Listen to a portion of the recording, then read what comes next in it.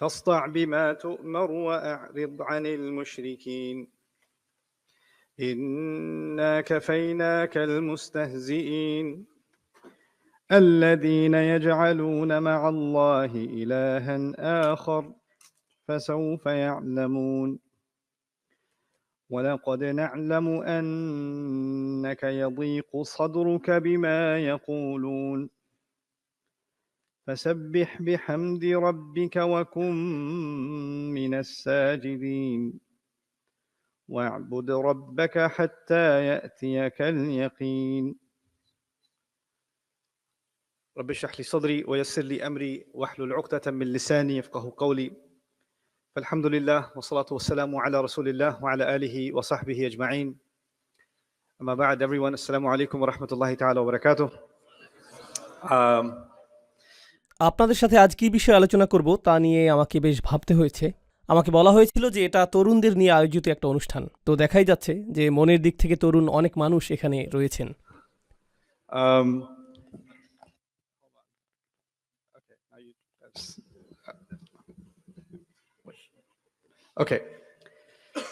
তবে আমি আনন্দিত এই জন্য যে এখানে আমরা সকল বয়সের মানুষই রয়েছি। ব্যক্তিগতভাবে আমি তরুণদের জন্য পৃথক আয়োজনকে পছন্দ করি না। আমি মনে করি শিশুদের জন্য স্বতন্ত্র আয়োজন থাকতে পারে, কিন্তু মানুষ যখন শৈশবের গণ্ডি পার হয়ে কৈশোরে উপনীত হয় তখন তাকে প্রাপ্তবয়স্ক হিসেবে বিবেচনা করাই শ্রেয়। তখন আপনাকে প্রাপ্তবয়স্কদের আলোচনায় অংশ নিতে হবে, আর এটাই ইসলাম সম্মত পদ্ধতি। পশ্চিমা সমাজে একরকম ধারণা রয়েছে যে প্রথমে আপনি থাকেন শিশু, এরপর কিশোর, এরপর আপনি তরুণ যুবক, এরপর আপনি নির্বোধ কলেজ ছাত্র, আর এরপর আপনি এখনও নিজেকে বোঝার চেষ্টা করছেন। এরপর আপনার বয়স যখন 25, 30 বা 35 হয়, এখনও তাদের বয়স কম। এই ধারণাটি যা করে তা হলো এটা যুবক এবং যুবতীদেরকে মানসিকভাবে নিজেদেরকে প্রাপ্তবয়স্ক ভাবতে বাধার সৃষ্টি করে, আর তারা নিজেদেরকে এরকম মনে করে যে আমি তো এখনও কিশোর, অথবা আমি এখনও ছোট। তারা নিজেদেরকে প্রাপ্তবয়স্ক হিসেবে মনে করে না। যেভাবে আমি বিষয়টাকে বুঝি তা হলো, যদি আপনি পশ্চিমা মানদণ্ডও গ্রহণ করেন, অস্ট্রেলিয়াতে কত বছর বয়সে আপনি ড্রাইভিং লাইসেন্সের উপযুক্ত হন? 16 বছর। যদি আপনি 16 বছরে ড্রাইভিং লাইসেন্স পান আর এরপর লাল বাতি অমান্য করেন, লাল বাতি সত্ত্বেও যদি গাড়ি চালিয়ে গেলেন, লাল বাতি সত্ত্বেও আপনি গাড়ি চালিয়ে গেলেন, আইন কি তখন আপনাকে 4 বছরের শিশুর মতো বিবেচনা করবে? না, আপনি লাইসেন্সধারী। আপনারা মজার কোনো কথা বলছেন? আপনাদের শেষ হওয়া পর্যন্ত আমি অপেক্ষা করি। কথা শেষ? শিওর? ওকে, কুল।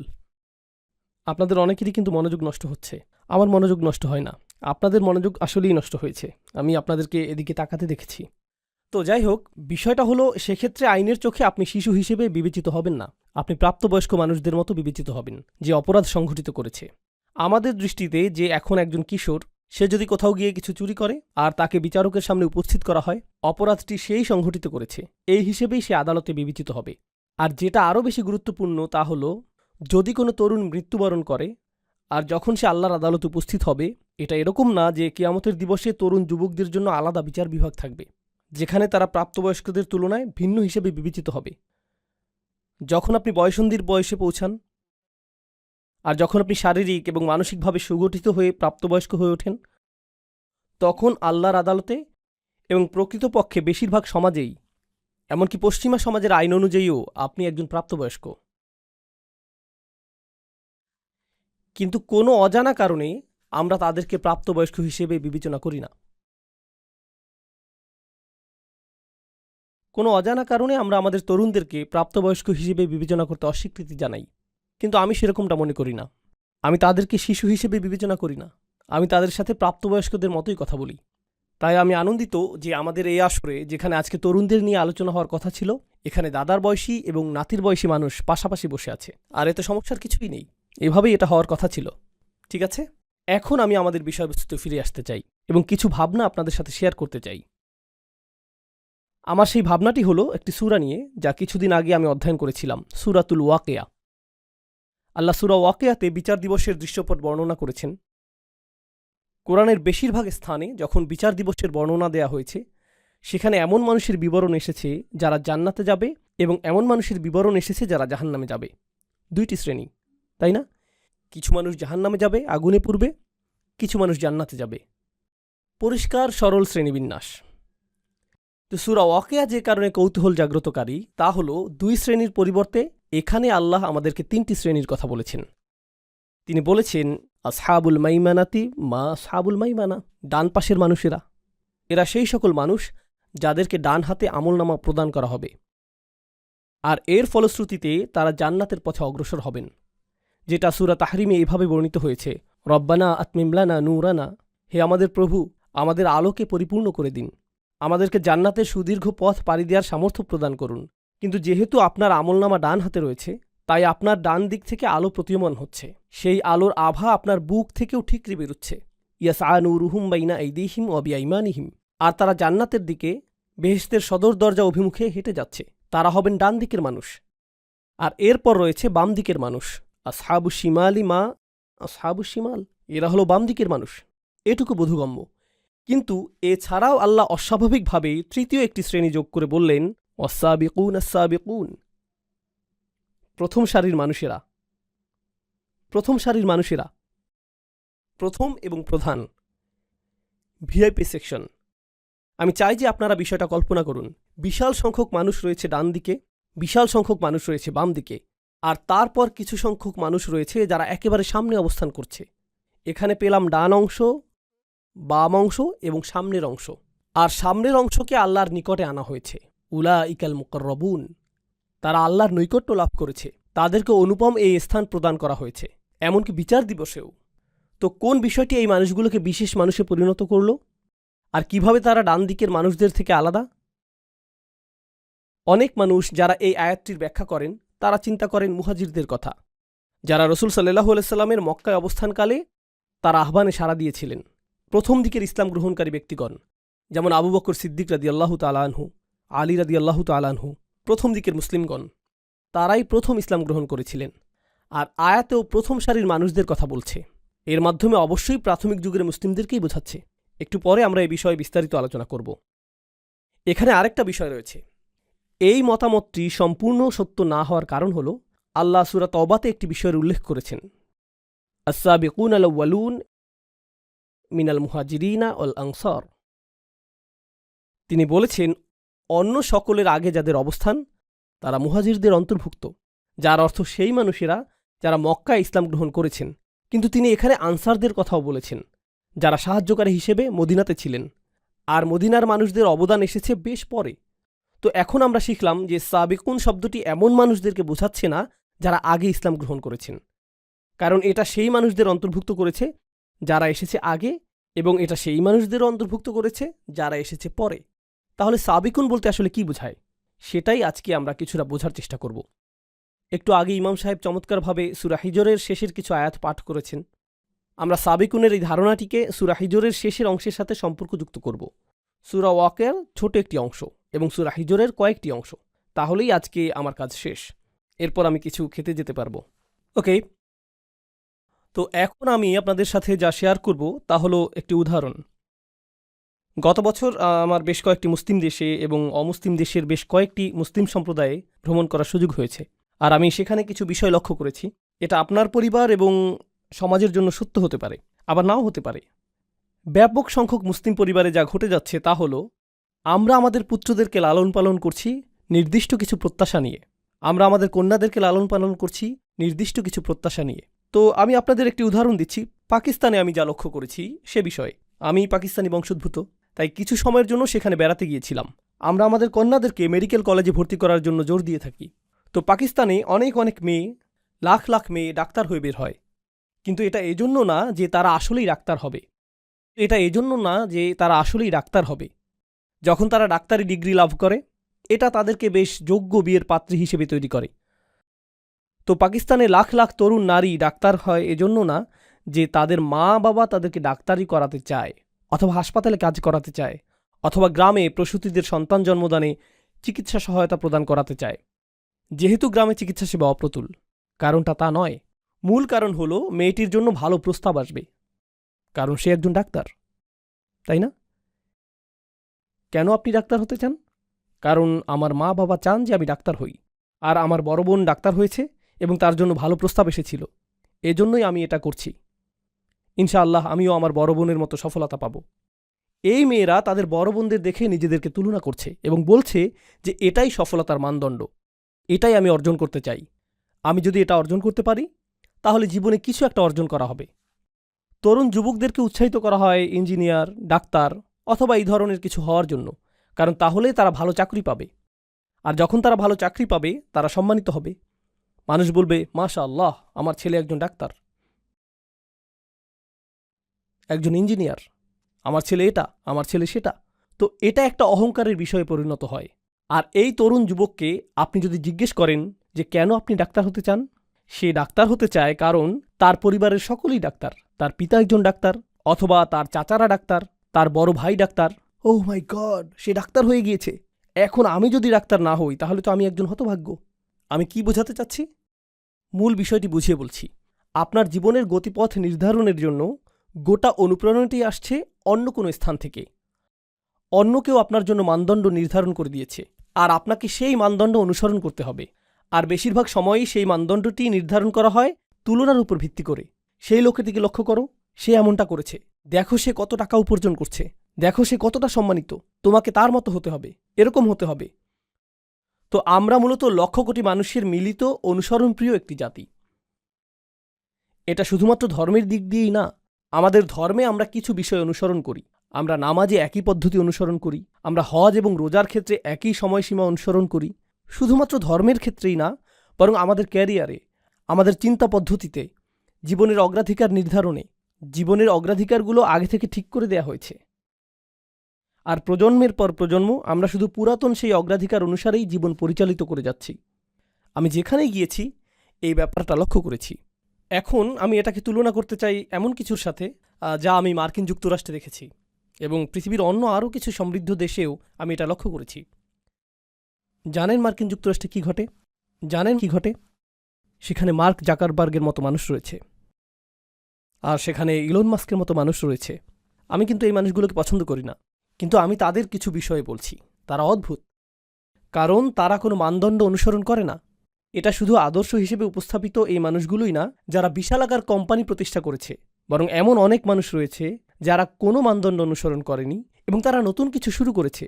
আর যখন তারা নতুন কিছু শুরু করেছে, চারপাশে সকলেই বলেছে, বাহ, এটা তো চমৎকার।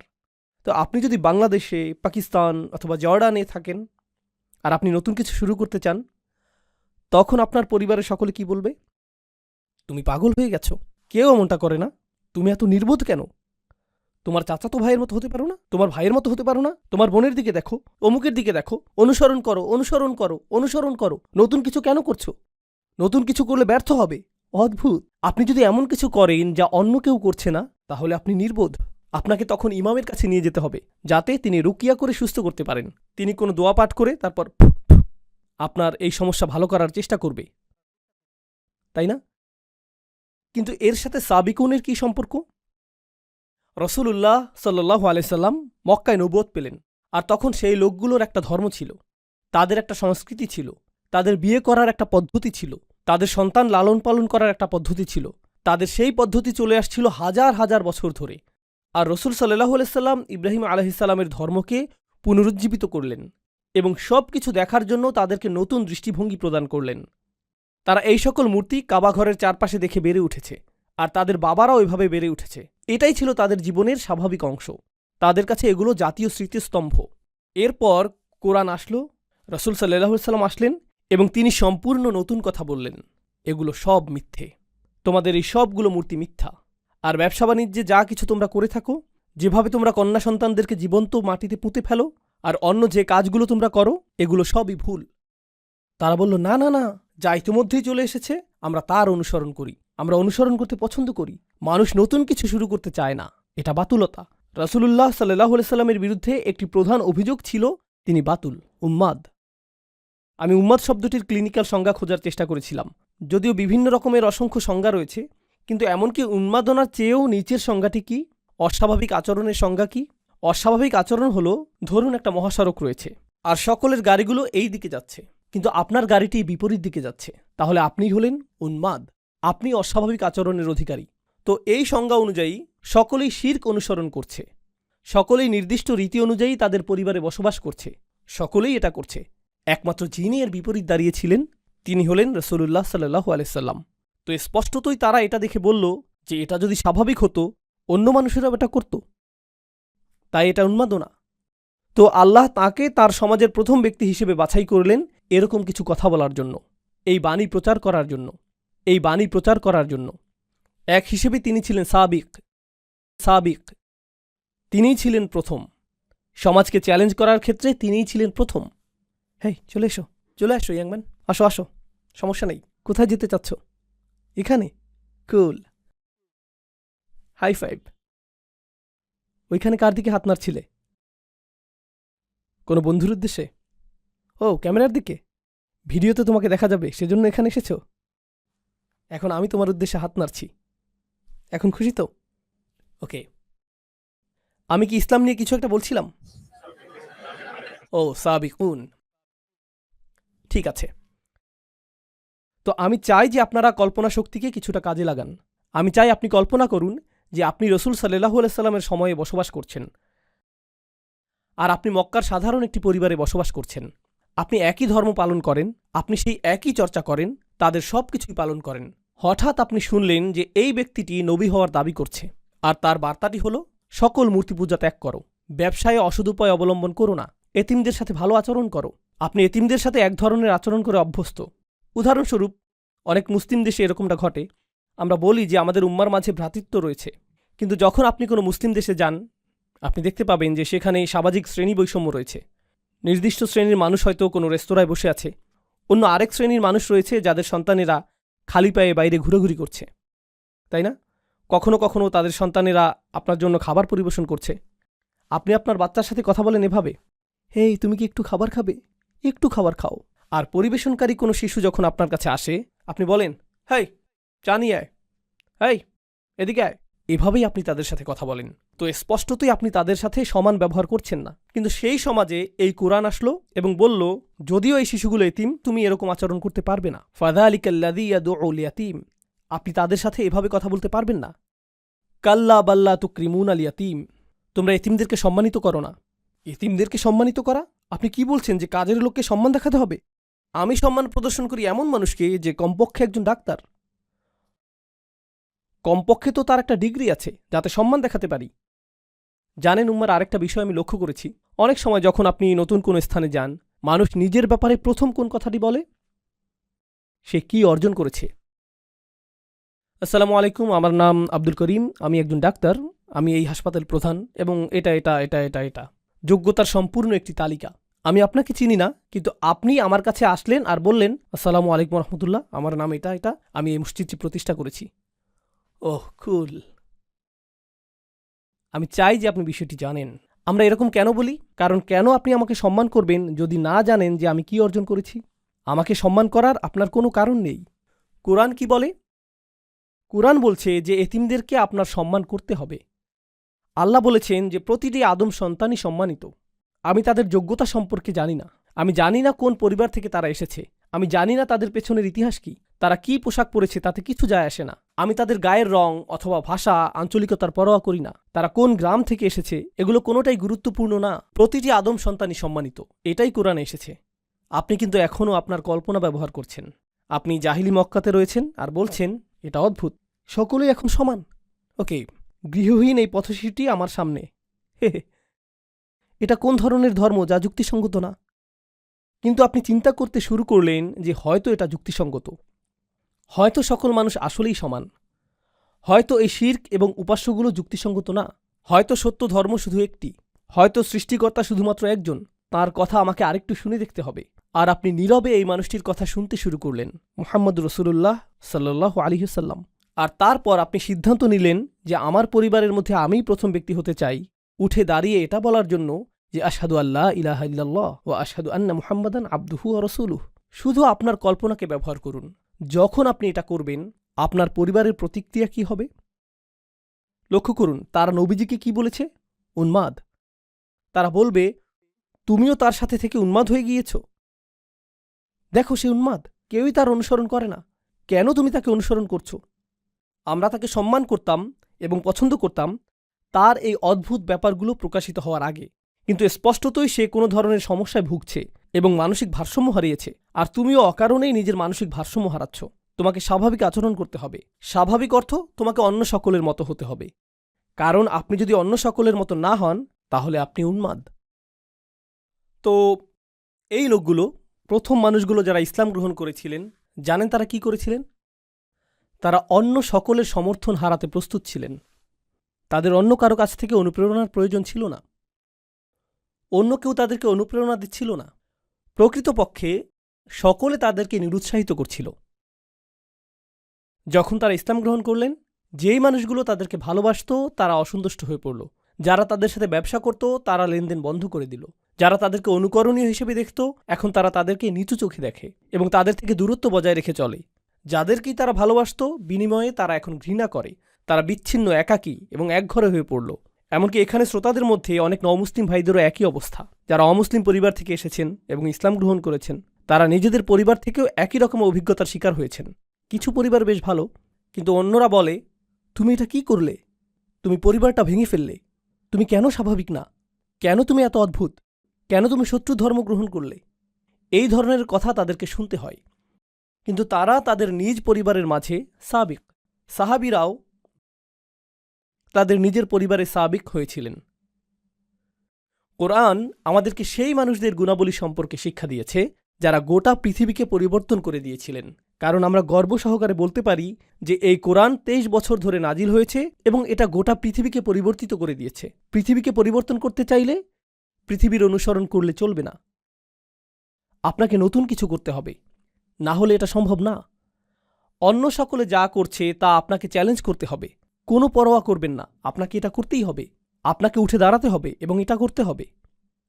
আপনি কোনো প্রথার অনুসরণ করবেন না, বরং আপনাকে প্রথা ভঙ্গ করতে হবে। আপনি নিজের মূলনীতি অনুসরণ করে চলবেন। আপনি সাবিক হয়ে উঠবেন। আর সাবিকদের সাথে কি ঘটে? সেই মানুষগুলো যখন শুরু করে, সকলে তাদেরকে কি বলে? উন্মাদ। সকলে তাদেরকে প্রত্যাখ্যান করে। সকলে তাদের সন্তানদেরকে এদের ব্যাপারে সতর্ক করে, এই মানুষগুলোর অনুসরণ করো না। তারা এমন কিছু করে যা অন্য কেউ করে না। এরা অদ্ভুত, এরা আজব। আর সাবিকুনরা যখন এই সকল সমালোচনা, এই সকল আক্রমণ, প্রতিনিয়ত নিরুৎসাহিত করা মন্তব্য এবং বর্জনের শিকার হয়, তারা নিজেদের অনুপ্রেরণাকে প্রভাবিত হতে দেয় না। তারা নিজেদের অনুপ্রেরণাকে প্রভাবিত হতে দেয় না। তারা এতে প্রভাবিত হয় না, বরং তারা সামনে অগ্রসর হতে থাকে। আর আল্লাহ এ ধরনের মানুষদের ক্ষেত্রে কি করেন? তিনি তাদেরকে পরীক্ষা করতে চান যে তারা কি আসলেই সাবিক হতে চায় নাকি অনুসারী হতে চায়। আর এক পর্যায়ে তারা সফল হন। অবশেষে আল্লাহ তাদেরকে বিজয় প্রদান করেন। আর যখন আল্লাহ তাদেরকে বিজয় দান করেন, জানেন কি ঘটে? অন্য মানুষরা তখন তাদেরকে অনুসরণ করে। এটাই আল্লাহর নির্ধারিত নিয়ম। এটা শুধুমাত্র রাসূল সাল্লাল্লাহু আলাইহি ওয়াসাল্লামের সিরাতেই ঘটেনি, বরং এটা পৃথিবীতে সব সময়ই ঘটেছে। এটাই আল্লাহর নির্ধারিত নিয়ম। অদ্ভুত ধারণার অধিকারী এমন মানুষ রয়েছে। উদাহরণস্বরূপ কেউ বলতে পারে যে আমি মিনি কাপকেক উৎপাদন করব। এটা শুনতে অদ্ভুত মনে হয়, কেউ তো এটা কিনবে না। আর তারপর তারা নিজেদের গ্যারেজে এই স্টুপিড কোম্পানি শুরু করে। আর তারপর এটা সর্ববৃহৎ কাপকেক কোম্পানিতে পরিণত হয়। এটা বিশাল আকার ধারণ করে। এরপর সকলে তাদেরকে অনুসরণ করতে চায় এবং তাদের ধারণার পুনরাবৃত্তি করতে চায়। কেন? কারণ তারা নতুন কিছু শুরু করেছে। কেউ ঝুঁকি নিতে আগ্রহী না, কারণ কেউ নিশ্চিত না যে এটা কাজ করবে কিনা। সম্ভবত এটা ব্যর্থ হবে। যখন এটা সফল হয় তখন আমরা তা অনুসরণ করতে প্রস্তুত। আজকের দিনে পৃথিবীর যে সকল জাতি সবচেয়ে শক্তিধর, যে সকল জাতি অর্থনৈতিক দিক থেকে সবচেয়ে শক্তিশালী, সাংস্কৃতিকভাবে শক্তিশালী, কৌশলগতভাবে শক্তিশালী, সামরিকভাবে শক্তিশালী, তাদের সকলের মধ্যে অভিন্ন একটা জিনিস আপনি পাবেন। তারা উদ্ভাবনকারী জাতি। তারা গবেষণা এবং উন্নয়নের জাতি। তারা প্রচুর নতুন জিনিস আবিষ্কার করে। তারা বিজ্ঞানের জগতে সর্বদাই সাবিক। তারা চিকিৎসা বিজ্ঞানে বিভিন্ন শাখা নিয়ে গবেষণায় সাবিক। আপনি কাফেরদেরকে অভিশাপ দিতে পারেন, তাদের প্রতি রাগান্বিত হতে পারেন, কিন্তু আপনার মায়ের যদি কোনো অপারেশনের প্রয়োজন হয়, সামর্থ্য থাকলে আপনি পশ্চিমা দেশগুলোর সেরা হাসপাতালটিতেই যাবেন, কারণ সেসব ক্ষেত্রে তারা সাবেকুন। অন্য কোথাও না গিয়ে আপনি সেখানেই যাবেন। আপনি তাদেরকে ঘৃণা করেন, তাদের বিরুদ্ধে এটা সেটা বলেন, কিন্তু তাদের বানানো মোবাইলটাই আপনি কিনেন। কোনো মুসলিম দেশে প্রস্তুত মোবাইল না। যেমন আমরা যদি মুসলিম ফোন নাম দিয়ে কোনো মোবাইল বানাই, মানুষ এটা তেমন কিনবে না। যখন গাড়ি কেনার প্রয়োজন হয়, আপনি আব্দুল করিমের একক উদ্যোগে নির্মিত গাড়ি কিনেন না। কেন নয়? কারণ সেই লোকগুলো গাড়ি প্রস্তুতে সাবেকুন হয়ে গিয়েছে, তারা মাইক্রোচিপ প্রযুক্তিতে সাবেক হয়ে গিয়েছে, তারা চিকিৎসা বিজ্ঞানের গবেষণায় সাবেক হয়ে গিয়েছে, তাই না? আর যখন তারা সাবেক হয়ে গেল, গোটা পৃথিবী তাদের উপর নির্ভর করতে শুরু করলো। কিন্তু মূল বিষয় হলো, কোন জিনিসটা তাদেরকে এত শক্তিশালী করেছে? এটা কি তাদের প্রাকৃতিক সম্পদ? এটা কি জ্বালানি তেল? এটা কি প্রাকৃতিক গ্যাস, খনিজ সম্পদ? এটা কি প্লুটোনিয়াম? না, এটা চিন্তা শক্তি। বিশ্বের পরাশক্তিগুলো তাদের সমাজে এমন সংস্কৃতি সৃষ্টি করেছে যেখানে তারা বলে, আমরা চাই তুমি পর্যবেক্ষণ চালাও, আমরা চাই যে তুমি নতুন নতুন বিষয়ে চেষ্টা করো, যদি তুমি অকৃতকার্য হও আবারও চেষ্টা করতে থাকো যতক্ষণ পর্যন্ত সফল না হও, আর আমরা এজন্য তোমাকে অর্থায়ন করব। এটাকেই তারা বলে রিসার্চ অ্যান্ড ডেভেলপমেন্ট। এটাই তারা করে। আর ধারণাটি এতটাই শক্তিশালী যে জ্ঞানী মুসলিমরা সারা পৃথিবী থেকেই, পাকিস্তান, বাংলাদেশ, সিরিয়া, সৌদি আরব, সারা পৃথিবী থেকেই যখন তারা কোনো বিষয়ে প্রকৃত গবেষণা করতে চায় এবং তারা সামনে অগ্রসর হতে চায়, তখন তারা কোথায় যায়? তারা আমেরিকায় যায়, ইংল্যান্ডে যায়, সুইডেনে যায়, ডেনমার্কে যায়, তারা অস্ট্রেলিয়ায় যায়, তারা এই বিশ্ববিদ্যালয়গুলোতে যায়। কারণ এই বিশ্ববিদ্যালয়গুলো এমন বিষয় বুঝতে পেরেছে যা উত্তরাধিকার হিসেবে আল্লাহ আমাদেরকে দিয়েছিলেন। আমাদেরকে সকল বিষয়ে সাবেকুন হতে হবে, আমাদেরকে সকল বিষয়ে সকলের থেকে এগিয়ে যেতে হবে। ধর্মের দিক থেকে আমরা এগিয়ে আছি, কিন্তু বিজ্ঞানের ক্ষেত্রে, ব্যবসার ক্ষেত্রে, সমাজ বিনির্মাণের ক্ষেত্রে আমরা পিছিয়ে আছি। অন্য জাতির দিকে ইশারা করে এটা বলা খুবই সহজ যে এই লোকগুলো অনেক শক্তিধর। কখনো কি অধ্যয়ন করেছেন যে কিভাবে তারা এই শক্তি অর্জন করল? ও না, শয়তান তাদের সাথে রয়েছে, দাজ্জাল তাদেরকে সাহায্য করছে। এটাই আপনার জবাব। এজন্যই আপনারা অগ্রসর হতে পারছেন না, এজন্যই আপনাদের কথা কেউ শুনে না। কারণ আপনারা মৌলিক কিছু বিষয় বুঝতে পারছেন না যা আল্লাহ প্রদত্ত নিয়মের অংশ। এটা আল্লাহ প্রদত্ত নিয়ম, এটা আল্লাহ প্রদত্ত নিয়ম যে যারা চেষ্টা করবে এবং যারা সাবেকুন হবে তারাই সফলতা পাবে, আর অন্য সকলেই তাদের অনুসরণ করবে, অন্য সকলেই তাদের মতো হতে চাইবে। জ্ঞানের যে কোনো শাখা নিয়ে চিন্তা করুন, যে কোনো শাখা। আপনারা জানেন গল্প লেখার জন্য একটা নির্দিষ্ট ধরন রয়েছে এবং ইংরেজি সাহিত্যের একটি মানদণ্ড রয়েছে যে কিভাবে গল্প লিখতে হবে। কেউ এসে সম্পূর্ণ ভিন্ন ধরনের গল্প লিখল, যেখানে শেষের অংশটা শুরুতে লেখা হলো। সে পুরো গল্পটির ধারাবাহিকতাকে উল্টোভাবে উপস্থাপন করল, আর হঠাৎ করে তা সর্বাধিক বিকৃত বইয়ে পরিণত হলো। এখন হাজার হাজার বই এই ধারণাটি ব্যবহার করছে, কারণ এটা নতুন কিছু, এটা অভিনব এবং সৃজনশীল একটা বিষয়। কেন আমি আপনাদেরকে এত কথা বলছি? কারণ আমি চাই যে কিছু বিষয় আপনারা মাথা থেকে ঝেড়ে ফেলে দিন, অন্যের কপি করা বন্ধ করে দিন, সৃজনশীল হন, নিজে থেকে চিন্তা করুন। অনেক মুসলিম তরুণ বলে, ইসলামের জন্য আমি কি করতে পারি? আমি ইনফ্লুয়েন্সার হতে চাই। আসলেই আপনি ইনফ্লুয়েন্সার হতে চান? আপনি নিজেই তো ইনফ্লুয়েন্সের মধ্যে রয়েছেন। নিজেকে জিজ্ঞেস করুন কেন আপনি ইনফ্লুয়েন্সার হতে চান। ও, কারণ আমি অমুককে দেখেছি সে এরকম ইনফ্লুয়েন্সার, বিষয়টা অসাধারণ, তাই আমিও এরকম হতে চাই। এটা কি কপি করা না? আমি কন্টেন্ট ক্রিয়েটর হতে চাই। কন্টেন্ট তৈরি করার মাধ্যমে আপনি উম্মার সেবা করতে চান। এর অর্থ কি? দেখি তো অন্য মানুষেরা কি কন্টেন্ট তৈরি করেছে। ও, এটাকে কপি করতে হবে, কারণ এটা এখন ট্রেন্ডিং, তাই এমন কিছু তৈরি করি যা ভাইরাল। এমন হ্যাশট্যাগ ব্যবহার করব যা অন্য সকলে ব্যবহার করছে। কপি, কপি, কপি এবং কপি। আপনি জনপ্রিয় বিষয়ের পেছনে ছুটছেন। প্রযুক্তিগত বিবেচনায় আপনি নতুন কিছু করছেন, কিন্তু মনস্তাত্ত্বিক বিবেচনায় আপনি সেই একই জিনিস করছেন যা হাজার হাজার বছর ধরে করা হচ্ছে, কপি করা। আমাদের ধর্মে আমাদেরকে দেয়া হয়েছে একটি উদ্দেশ্য, একটি মিশন। মুসলিমরা নিজেদেরকে অন্য সংখ্যালঘুদের মতো সংখ্যালঘু মনে করা উচিত না। আমি এমন মুসলিমদের কথা বলছি যারা অমুসলিম দেশে রয়েছে। আমি যেহেতু এখন অস্ট্রেলিয়ায়, তাই এখন আপনাদের উদ্দেশ্যে বলছি। মূলত আমি বসবাস করি আমেরিকায়। আমেরিকাতে বলা হয়ে থাকে যে চাইনিজ সম্প্রদায় হলো সংখ্যালঘু, ল্যাটিনো সম্প্রদায় হলো সংখ্যালঘু, বিভিন্ন ধর্মীয় সম্প্রদায় যেমন বৌদ্ধরা সংখ্যালঘু, হিন্দুরা সংখ্যালঘু, মুসলিমরাও সংখ্যালঘু। আমরা শুধুমাত্র সংখ্যালঘু সম্প্রদায়। লক্ষ্য করুন, আপনাকে চিহ্নিত করার জন্য আপনি অন্য কাউকে সুযোগ করে দিচ্ছেন। আপনি এই চিহ্নিতকরণ মেনে নিয়েছেন, আর আমরা যেহেতু সংখ্যালঘু, আমাদের নিজেদের সংখ্যালঘু অধ্যুষিত এলাকায় স্থানান্তরিত হওয়া উচিত। আর তারপর সেখানে আমরা এমন সব কাজ করি যা আমরা সব সময়ই করে থাকি, তাই না? আমরা বড় চিন্তা করছি না। আমরা এমন চিন্তা করি না যে কিভাবে আমরা এমন আদর্শ মুসলিম হতে পারবো এবং এমন আদর্শ সম্প্রদায় পরিণত হতে পারবো যেখানে অমুসলিমরা এসে বলবে যে আমরা এখানে বসবাস করতে চাই। এই এলাকায় স্থানান্তরিত হতে চাই, আমরা এই মানুষগুলোর কাছাকাছি থাকতে চাই। জানেন সাধারণত কি ঘটে যখন মুসলিমরা কোনো এলাকায় স্থানান্তরিত হয়? অমুসলিমরা সেই এলাকা ছাড়তে থাকে। ও এই এলাকাটা অদ্ভুত হয়ে গিয়েছে।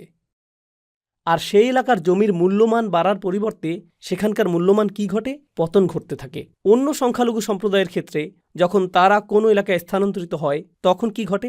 সে এলাকার মূল্যমান বৃদ্ধি পায়, কারণ তারা সৃজনশীল আর নতুন কিছু করে, তারা নতুন জিনিস তৈরি করে, তারা একে অপরের সাথে সহযোগিতা করে, যেটা আমার পরবর্তী আলোচ্য বিষয়। শক্তিশালী এবং সৃজনশীল একটি মুসলিম সম্প্রদায় গঠনের ক্ষেত্রে আমাদের করণীয় কি? প্রথমত, পারিবারিক পরিসরে যদি আপনার ছেলে অথবা মেয়ে সৃজনশীল কিছু করতে চায়, তারা স্বতন্ত্র কিছু করতে চায়, কেবলমাত্র প্রভাব সৃষ্টিকারী মানুষ না হয়ে তারা যদি কিছু আবিষ্কার করতে চায়, তারা উম্মার জন্য এমন সেবা প্রদান করতে চায় যেমনটা আগে করা হয়নি, তাহলে তা করতে দিন। আমি আপনাদের একটা ঘটনা বলবো যা আসলেই আমাকে প্রভাবিত করেছে। পাকিস্তানে এক তরুণের সাথে আমার সাক্ষাৎ হয়েছিল, তার নাম উল্লেখ করব না। সাক্ষাতের সময় সে বিশ্ববিদ্যালয়ে পড়ছিল, আর বিশ্ববিদ্যালয়ে থাকাকালীন সে পাকিস্তানে তার গ্রামে গিয়েছিল। যখন সে সেখানে গেল, সে লক্ষ্য করল যে রাস্তাগুলোর অবস্থা অত্যন্ত খারাপ, আর কাছাকাছি কোনো হাসপাতাল নেই।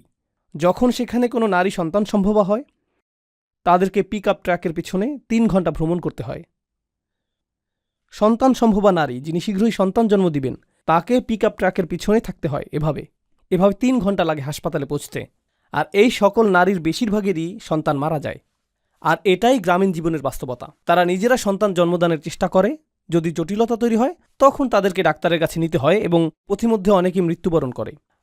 আর সে এটা কাছ থেকে দেখল। তো সে যা করার সিদ্ধান্ত নিল তা হলো সে একটা সমাধান তৈরি করার চেষ্টা করল। সে পুরাতন কিছু ট্রাক কিনল, কিছু গবেষণাপ্রেমী ছাত্র এবং ডাক্তারদের সহায়তায় সে বহনযোগ্য মোবাইল স্বাস্থ্যকেন্দ্র তৈরি করল, যার মধ্যে শিশু জন্মদানের জন্য বিশেষজ্ঞ চিকিৎসা ব্যবস্থা রয়েছে।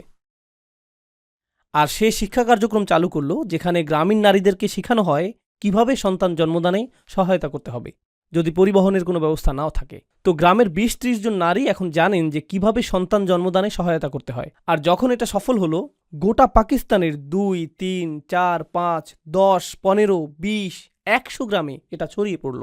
আর হাজার হাজার শিশুদের জীবন রক্ষা হয়েছিল এই ছাত্রের প্রচেষ্টার মাধ্যমে। এই ছাত্রের সাথে আমার কথা হয়েছিল আর আমি তাকে জিজ্ঞেস করেছিলাম, এই কাজে তোমার সবচেয়ে বড় চ্যালেঞ্জ কোনটা? জানেন সে কি বলেছিল? আমার মা বাবা মনে করেন আমি সময় নষ্ট করছি। আমার মা বাবা আমাকে এই কাজে নিরুৎসাহিত করেছেন। তারা মনে করেন আমি আমার ক্যারিয়ার নষ্ট করছি। আর এর মাধ্যমে আমি বুঝতে পেরেছিলাম যে এটা একমাত্র তার ক্ষেত্রেই ঘটছে না।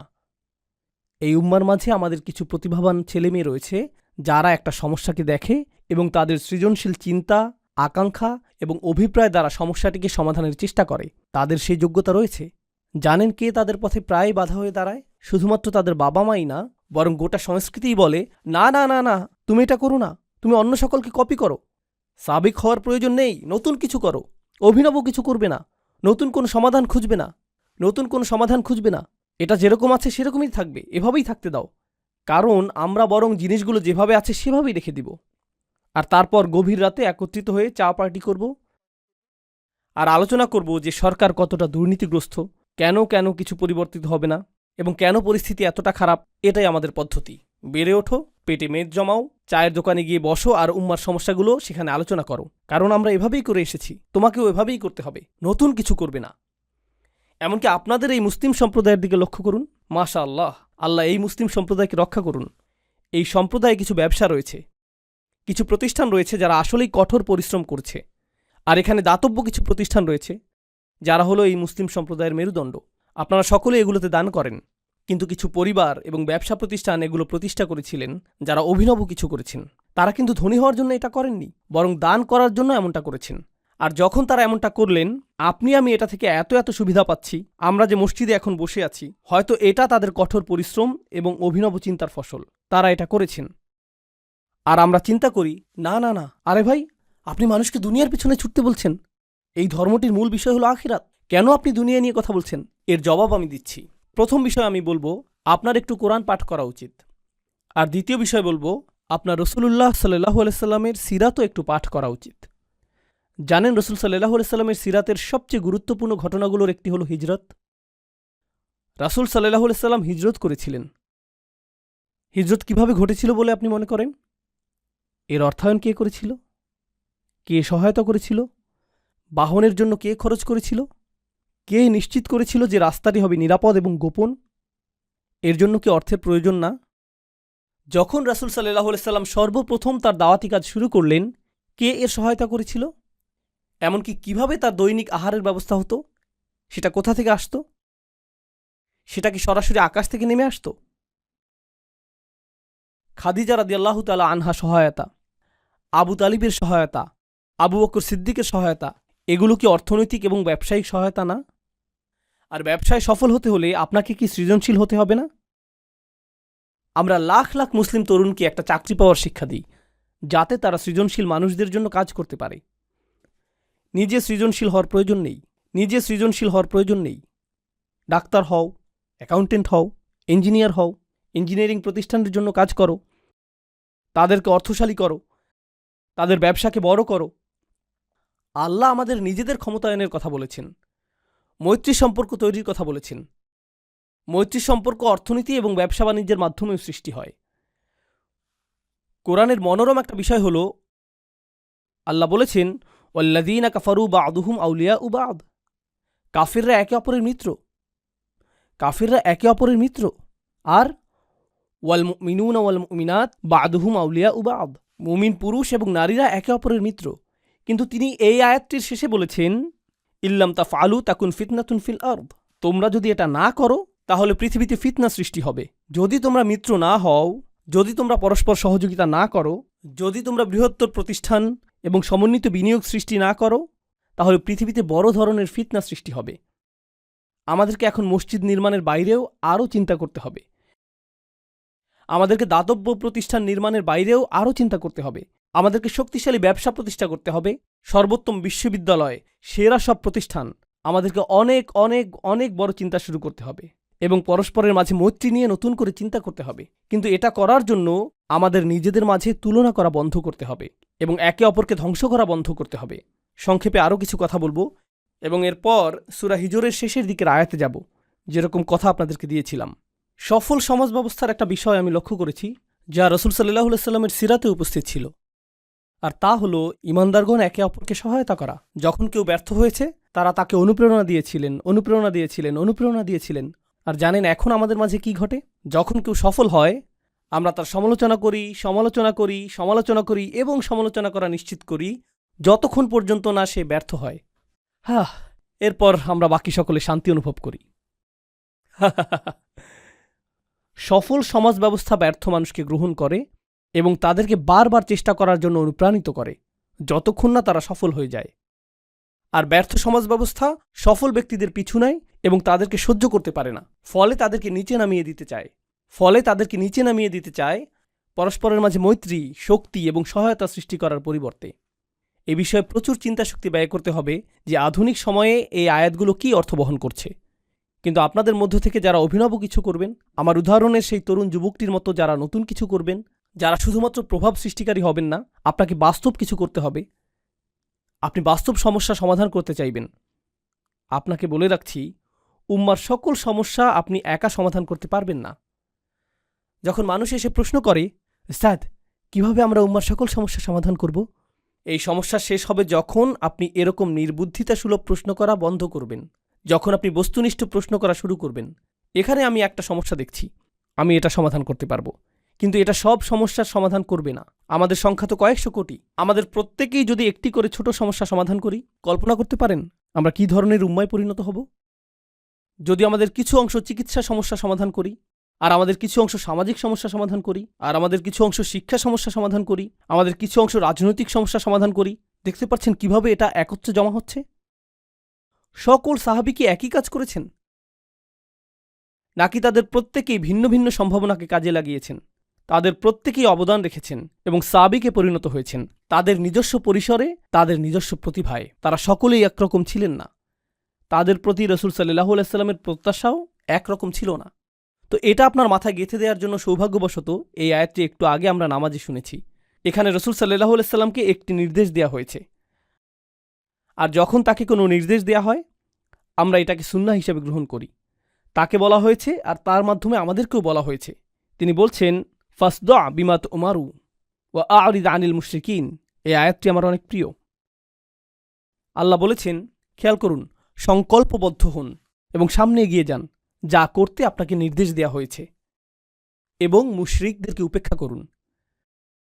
যারা পেছনে কথা বলে তাদেরকে উপেক্ষা করুন, সমালোচকদেরকে উপেক্ষা করুন, তাদের উপেক্ষা করুন যারা মনে করে যে আপনি শক্তিহীন, তাদের উপেক্ষা করুন যারা মনে করে যে আপনি তাদের জন্য হুমকি। উপেক্ষা করুন, উপেক্ষা করুন, উপেক্ষা করুন। আপনার একটি মিশন রয়েছে, আপনার মিশনের প্রতি মনোযোগী হন। আপনি এই কাজে নিয়োজিত। আরিদ আনিল মুশরিকিন, তাদের উপেক্ষা করুন, তাদেরকে আপনার পথে আসতে দিবেন না। আরবিতে সদ শব্দটি খুবই কৌতূহল উদ্দীপক। এটাতে কি বোঝায়? এটা দিয়ে বোঝায় ফাটল, কোনো পাথর অথবা মাটির রাস্তায় সৃষ্ট ফাটল। যদি আপনি একটি পাথরের মাঝে ফাটল সৃষ্টি করেন, যদি আপনি একটি পাথরের মাঝে ফাটল সৃষ্টি করেন, সদা আতাহু, তো এটা এরকম যেন আল্লাহ রসুল সাল্লাহ সাল্লামকে বলছেন, আপনার সামনে বিশাল একটা প্রতিবন্ধকতা রয়েছে, এর মাঝে ফাটল সৃষ্টি করুন এবং মনোযোগ হারাবেন না। প্রতিবন্ধকতা রয়েছে, এটাকে ভেঙে ফেলুন, মনোযোগ ধরে রাখুন, বিভ্রান্ত হবেন না, মুশরিকদেরকে বিভ্রান্ত করার সুযোগ দিবেন না। ফাসদা বিমা তুমারু ওয়া আরিদ আনিল মুশরিকিন, আপনি যদি মনোযোগ সুসংহত রাখতে পারেন, অসাধারণ অনেক কাজ আপনি সম্পূর্ণ করতে পারবেন।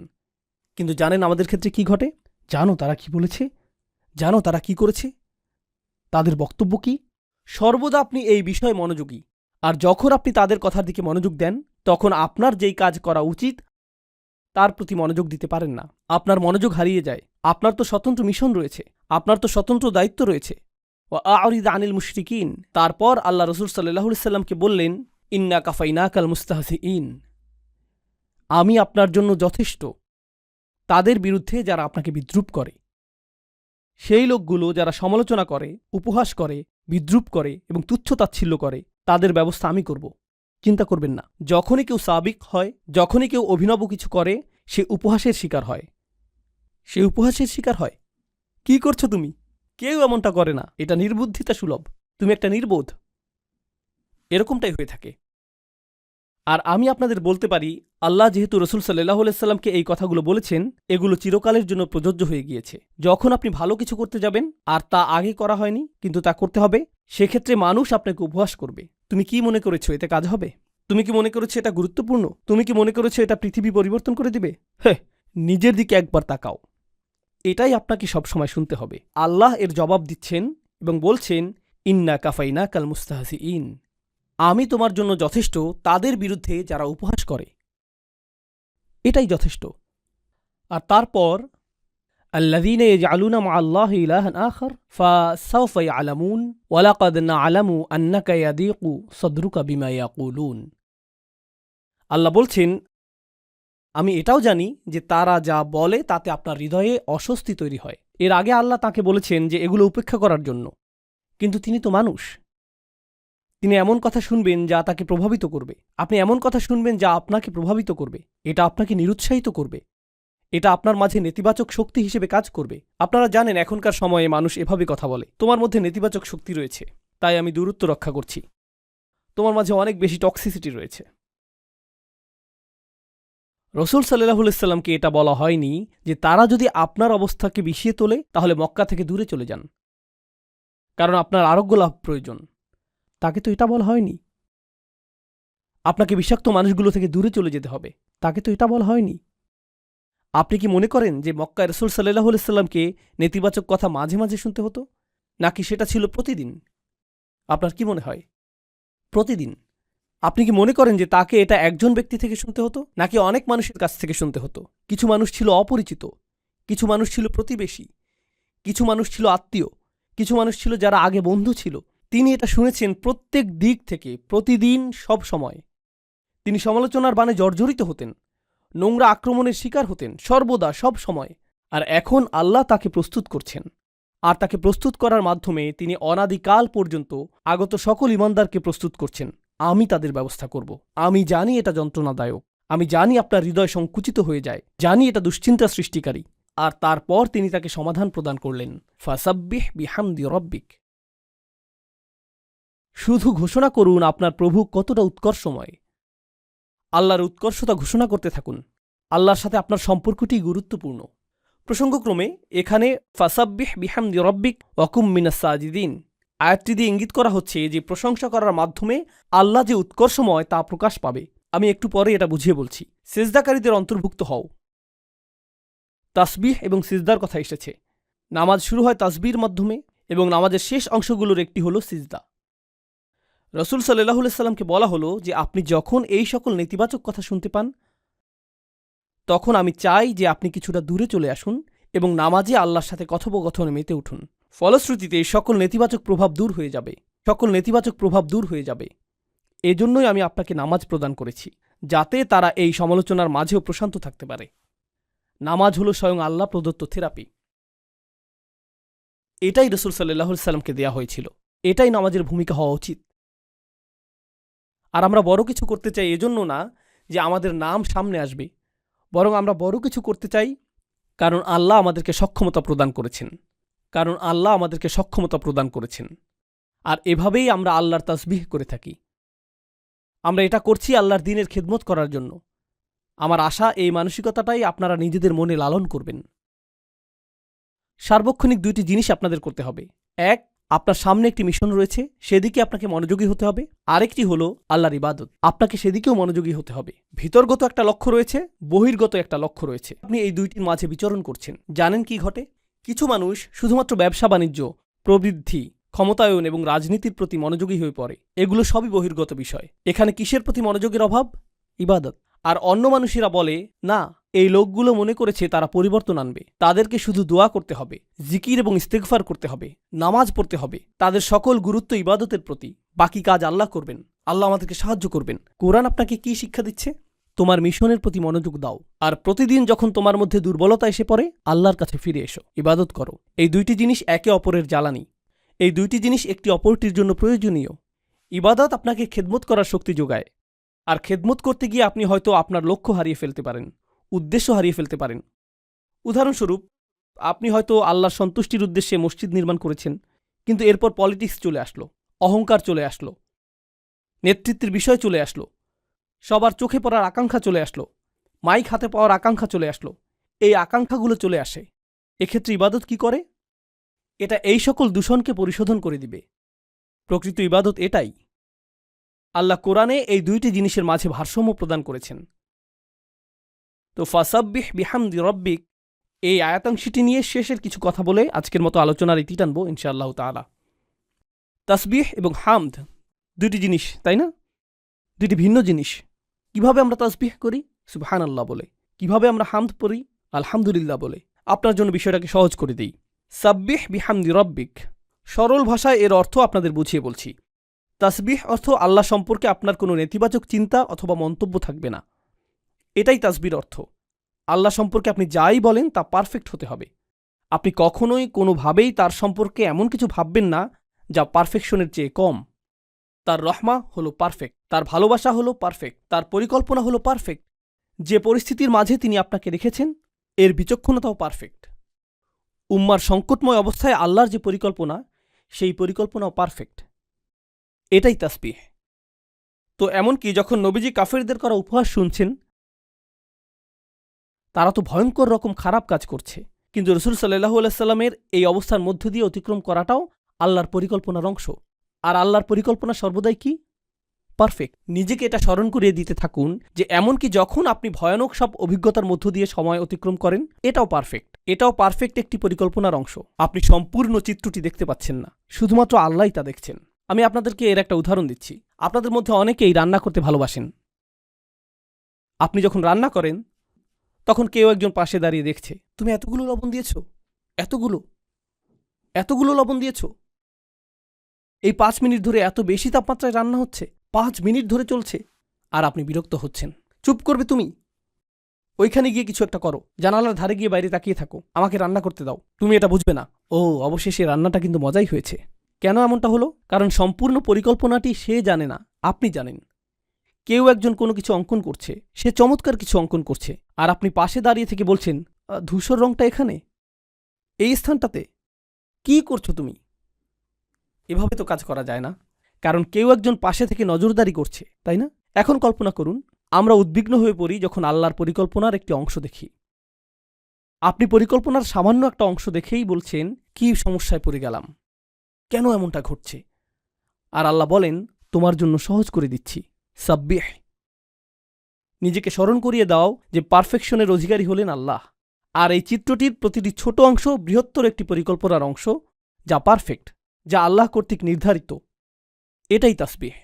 কিন্তু তিনি শুধু বলেননি যে সাব্বিহ রব্বাক, তিনি বলেছেন সাব্বিহ বিহামদি রব্বিক। তাই আমাদেরকে এখন জানতে হবে যে হামদ বলতে কি বোঝায়।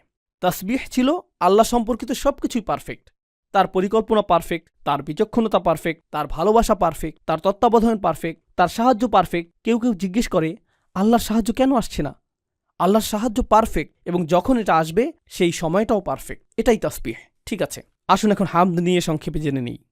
হামদ অর্থ তিনি যাই করেন তা ভালো, তা প্রশংসনীয়, এবং আমাদের উচিত এর জন্য তাকে ধন্যবাদ জ্ঞাপন করা।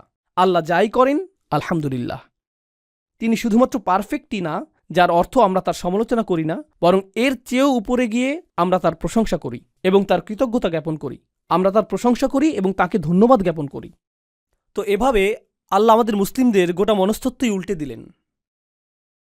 ওয়ালা তাহসাবান্নাল্লাযীনা কুতিলু ফী সাবীলিল্লাহি আমওয়াতান বাল আহইয়াউন ইনদা রাব্বিহিম ইয়ারযাকুন ফারিহিনা বিমা আতাহুমুল্লাহু মিন ফাদলিহি ওয়াস্তাবশিরুনা বিল্লাযীনা লাম ইয়ালহাকু বিহিম মিন খালফিহিম আল্লা খাউফুন আলাইহিম ওয়ালা হুম ইয়াহজানুন।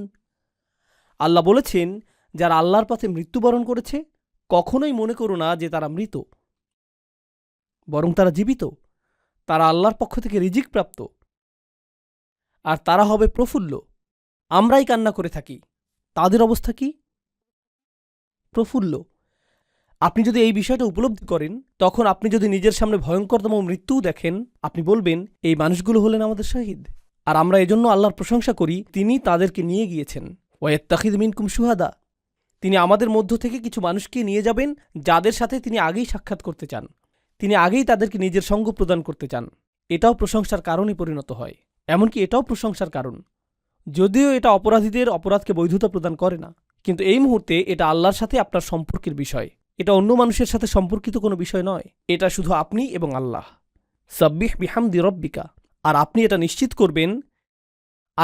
নিশ্চিত করবেন যখন আপনি উপলব্ধি করবেন যে আল্লাহ যাই করেন তা পারফেক্ট, আর আমি তার প্রশংসা করব এবং ধন্যবাদ জ্ঞাপন করব আমাকে এই সংকটের মধ্যে থাকার সুযোগ প্রদান করার জন্য। কারণ কিছু মানুষের ক্ষেত্রে তারা কখনও এরকম সংগ্রাম করার কথা চিন্তাও করেনি। যেহেতু আল্লাহ আমাকে এই সংগ্রামের জন্য বাছাই করেছেন, আমার উচিত এজন্য আল্লাহকে ধন্যবাদ জানানো। কারণ এমন অনেক মানুষ রয়েছে যারা আমার চেয়ে অনেক বেশি বিচক্ষণ, যারা কখনো এমনকি এই পদক্ষেপই নেয়নি, বরং তারা শয়তানের পদাঙ্ক অনুসরণ করেছে। আমি তো কমপক্ষে আল্লাহর পথে অগ্রসর হওয়ার চেষ্টা করেছি। তাই আমার সম্মানিত এবং কৃতজ্ঞ বোধ করা উচিত যে আল্লাহ এই পথে সংগ্রাম করার জন্য আমাকে বাছাই করেছেন। অতএব আমি তাঁর প্রশংসা করব। রাসূলুল্লাহ সাল্লাল্লাহু আলাইহি সাল্লাম বিদ্রূপের শিকার হয়েছিলেন, আর এখন তিনি আল্লাহর প্রশংসা করছেন সেই বিদ্রূপের শিকার হওয়ার জন্য। কারণ এই বিদ্রূপই তার মর্যাদাকে উন্নীত করেছে। এটা তার জিহাদের অন্তর্ভুক্ত। আল্লাহ এই সংগ্রামের জন্য তাকে বাছাই করেছেন। ফাসাব্বিহ বিহামদি রব্বিক। আর অকুম মিনাস সাজিদিন। কৃতজ্ঞতার চূড়ান্ত বহিঃপ্রকাশ হল সিজদায় অবনত হওয়া। আল্লাহর সম্মুখে বিনয়ের চূড়ান্ত বহিঃপ্রকাশ হল সিজদায় অবনত হওয়া। তাই সিজদায় লুটিয়ে পড়ুন। আর যখন আপনি আল্লাহর সাথে এই কথোপকথন শেষ করবেন, এরপর যখন আপনি তাদের বিদ্রূপাত্মক কথা শুনবেন, ততক্ষণে সেই তাসবিহ এবং হামদ আপনাকে এতটাই দূষণমুক্ত করেছে যে এটা আপনার কাছে আর আগের মতো যন্ত্রণাদায়ক মনে হচ্ছে না। দেখতে পাচ্ছেন? উপেক্ষা করতে শিখুন। আরিদ আনিল মুশরিকিন। আমরা জানি এটা যন্ত্রণাদায়ক, আমরা জানি তারা যন্ত্রণাদায়ক কথা বলে, আমরা জানি এটা যন্ত্রণার উদ্রেক করে। আর যখনই এটা তোমার জন্য যন্ত্রণার উদ্রেক করবে, এই হলো তোমার উপশম। তো আমি বিশেষভাবে তরুণদেরকে বলবো, আপনার জীবনে যা করতে চান সে বিষয়ে একনিষ্ঠ থাকুন। আপনি যা অর্জন করতে চান সে বিষয়ে একনিষ্ঠ থাকুন। একনিষ্ঠভাবে কাজ করাকে স্বভাবে পরিণত করুন। আপনি যদি বিশ্ববিদ্যালয়ে পড়েন, শুধুমাত্র বিশ্ববিদ্যালয়ে পড়বেনই না, পড়াশোনার পাশাপাশি একটা কাজ খুঁজে নিন। কর্মস্থলে শিষ্টাচারগুলো শিখুন। শুধু ঘরে বসে থাকবেন না, এবং শুধুমাত্র সামাজিক মাধ্যমে ইসলামের খেদমত করবেন না। আমাদের প্রকৃত পুরুষ এবং প্রকৃত নারী প্রয়োজন, যারা সত্যিকার অর্থে এই উম্মার জন্য অবদান রাখবে, সত্যিকার অর্থে। আর আপনি যখন এই ধরনের ব্যক্তিত্ব গঠন করবেন, তখন আপনি কাজ করবেন, আপনি ব্যবসা প্রতিষ্ঠার চেষ্টা করবেন, আপনি স্বাধীনভাবে নিজের কাজ করবেন, আপনি স্বনির্ভর হওয়ার চেষ্টা করবেন। তরুণ যুবকেরা যাদের বয়স 17-18 বছর, তাদের লক্ষ্য থাকা উচিত অর্থনৈতিকভাবে স্বনির্ভর হওয়া। আর মা বাবার এতে উৎসাহিত করা উচিত। এরকম বলবেন না যে না না না, বিশ্ববিদ্যালয়ে পড়াশোনা শেষ করো, এরপর মাস্টার্স শেষ করো, এরপর পিএইচডি শেষ করো। এরপর তুমি হয়তো একটা চাকুরি পাবে, আর ততদিন পর্যন্ত বিয়ে করতে পারবে না। না না না, আপনার সন্তানদের স্বনির্ভরতা শিক্ষা দিন। এই উম্মাহ শক্তিশালী হবে না যতক্ষণ পর্যন্ত তরুণরা শক্তিশালী না হবে। আর তরুণরা যদি পরবর্তী ক্রিকেট চ্যাম্পিয়নশিপের জন্য অপেক্ষায় থাকে, তারা যদি পরবর্তী ভিডিও গেম রিলিজের অপেক্ষায় থাকে, অথবা পরবর্তী ওয়েব সিরিজের অপেক্ষায় থাকে, এটাই যদি তাদের চিন্তার কেন্দ্রবিন্দু হয়, অথবা তারা যদি পরবর্তী আইফোনের অপেক্ষায় থাকে, পরবর্তী গ্যাজেট হাতে পাওয়ার অপেক্ষায় থাকে, তাহলে তো আমরা কেবলমাত্র ভোক্তা প্রস্তুত করে যাচ্ছি। এটাই আমরা প্রস্তুত করে যাচ্ছি। তারা শুধুই ভোক্তা, তারা পৃথিবীকে কিছুই দিচ্ছে না, তারা শুধুই পৃথিবী থেকে গ্রহণ করছে। আমাদেরকে এমন উম্মাহ হিসেবে বানানো হয়েছে যারা পৃথিবীকে প্রদান করে। এই উদ্দেশ্যে আমরা সৃষ্টি হয়েছি। তো আপনাদের প্রতি এটাই আমার বিনীত অনুরোধ থাকবে যে সাবিক বলতে যা বোঝায় তা প্রকৃত অর্থেই চিন্তা করবেন, এবং সাবিক হওয়ার ফলশ্রুতিতে সমালোচনা সহ্য করার জন্য নিজেকে মানসিকভাবে প্রস্তুত করুন। সকল শোরগোল অপেক্ষা করে সামনে এগিয়ে যাবার জন্য নিজেকে মানসিকভাবে প্রস্তুত করুন। আল্লাহ আযজা জাল্লা আমাদের তরুণদেরকে শক্তি প্রদান করুন, এবং এই দ্বীনের খেদমতে ও এই উম্মার ক্ষমতায়নে তাদেরকে আগের প্রজন্ম থেকেও অনেক বেশি অবদান রাখার সামর্থ্য প্রদান করুন, যা উম্মার ক্ষমতায়নে অবদান রাখতে থাকবে আরও বেশি, আরও বেশি এবং আরও বেশি। বারাকাল্লাহু লি ওয়া লাকুম ফিল কুরআনিল হাকিম ওয়া নাফা'নি ওয়া ইয়্যাকুম বিল আয়াতি ওয়াজ যিকরিল হাকিম।